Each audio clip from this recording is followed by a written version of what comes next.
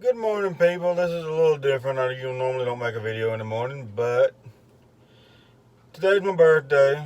I'm,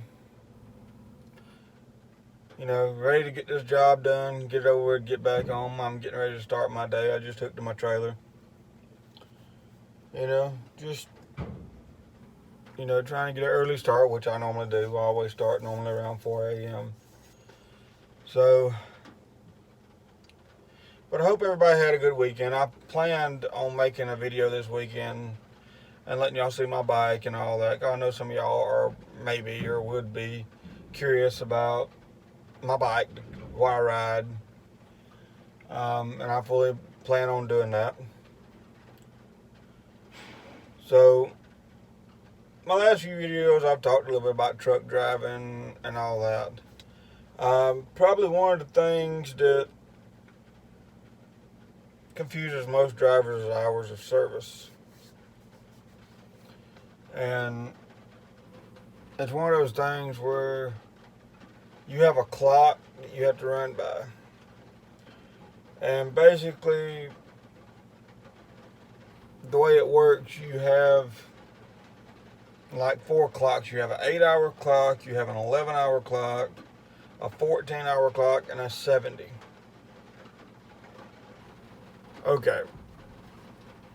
Basically, the 8-hour clock starts when you start your day. Just like your 14-hour clock. Basically, when you start your day, both of them start ticking. And they don't stop. So, your 8-hour clock means that within your first 8 hours, you have to take a 30-minute break. Now, if you take it before your 6th hour, it will mess you up and you will have to take another 30-minute break that day to get the rest of your 14. So basically, you take a 30-minute break after about between your 6th and your 8th hour of driving,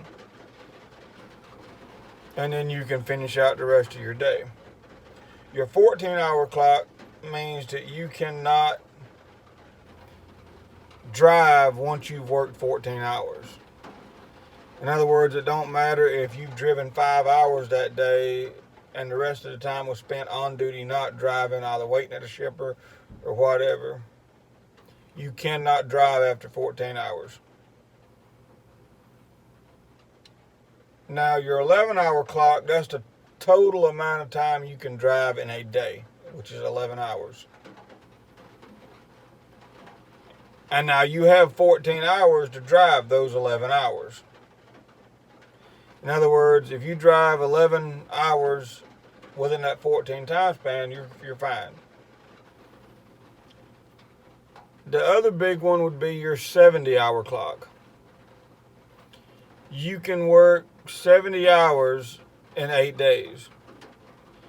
Once you hit 70 hours in 8 days, you cannot drive. You can still technically be on duty.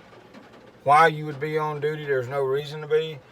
But in other words, after you hit 70 hours a week on an 8-day period, you cannot drive without taking a 34-hour reset.